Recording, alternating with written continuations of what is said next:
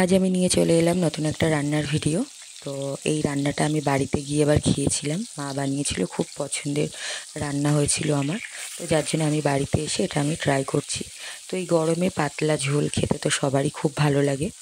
তো আমি এটা বানাচ্ছি আজকে রুই মাছের কাশন পোড়া ঝোল। আপনারা চাইলে যে কোনো মাছ দিয়ে এটা করতে পারেন, কাতলা মাছ দিয়ে বা অন্য কোনো মাছ দিয়ে এটা করা যায়। তো আমার ঘরে রুই মাছ ছিল, তো আমি রুই মাছ দিয়েই করছি।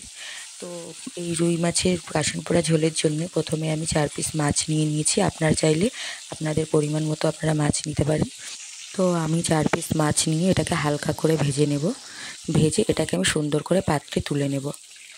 তো এই কাশন পোড়া ঝোলের জন্য আমি সর্ষেটাকে আলাদা করে ভেজে উঠিয়ে রেখেছি ওটাকে গুঁড়ো করার জন্যে। তো এখন আমি ফোড়নে দিয়ে দেব সর্ষে। তো সর্ষেটা হালকা যখন ভাজা ভাজা হয়ে যাবে, তো আমি এই তেলটার মধ্যে আমি পরিমাণ মতো জল দিয়ে দেব। তো জলটাকে দিয়ে দেব এখন। এইটার জন্যে কিন্তু আপনাদের পরিমাণ মতো জল আপনাদের দিতে হবে। আমরা যতটা ঝোল খেতে ভালোবাসি আমি ততটা ঝোলই দিয়েছি। এখানে আপনাদের পরিমাণ মতো আপনারা জল অ্যাড করে দেবেন।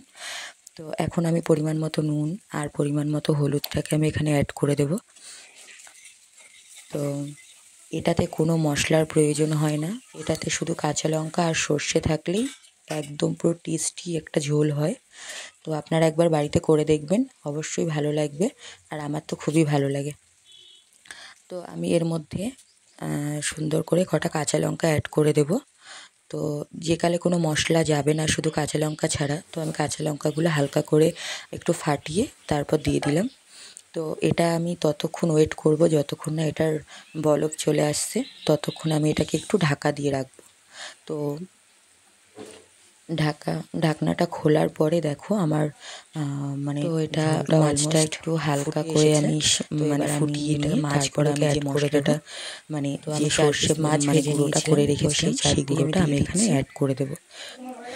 মাছটা ফোটা অবধি আমাকে ওয়েট করতে হবে। মাছটা একটু হালকা ফুটে গেলেই মানে একটু হালকা সেদ্ধ হয়ে গেলেই আমি এখানে যে সর্ষে গুঁড়ো করে রেখেছিলাম সেই গুঁড়োটাকে আমি এর মধ্যে অ্যাড করে দেব।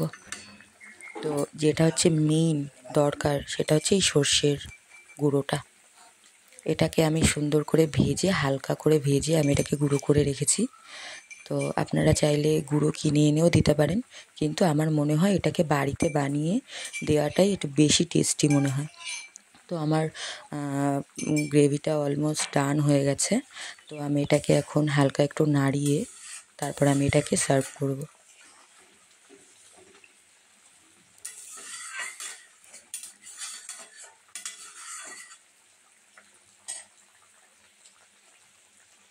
তো কেমন হয়েছে অবশ্যই কমেন্টে জানিও। ভালো লাগলে আবার অন্য রেসিপি নিয়ে আসবো। তো আমার তো খেতে বেশ ভালো লেগেছে, তোমরাও বাড়িতে ট্রাই করো, অবশ্যই তোমাদের ভালো লাগবে। তো দেখতে কতটা সুন্দর হয়েছে না? তো আজকের মতো টাটা, বাই। আবার দেখা হবে নেক্সট